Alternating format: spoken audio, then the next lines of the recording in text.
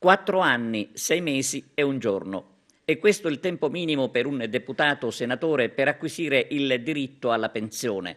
Un privilegio che fa tanto discutere e non a caso, visto che tra i comuni cittadini nel nostro Paese la pensione, più che un privilegio, è diventato davvero un sogno.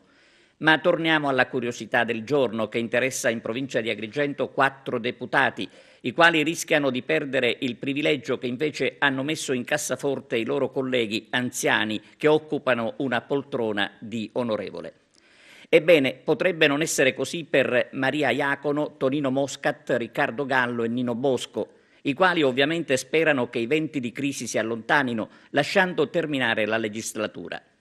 A scongiurare la crisi di governo e la chiamata alle urne, oltre ai 4 deputati di Casa Nostra, ci sono centinaia di deputati e ben 193 senatori. Intanto le prossime elezioni amministrative in Sicilia potrebbero tenersi entro il 10 maggio. Su questa ipotesi sta lavorando l'assessorato regionale agli enti locali retto da Luisa Lantieri. In provincia di Agrigento saranno chiamati al voto gli elettori di Aragona, Bivona, Campobello di Licata, Casteltermini, Cattolica Eraclea, Comitini, Lampedusa e Linosa, Sciacca, Montallegro, Villafranca Sicula e Santa Margherita Belice.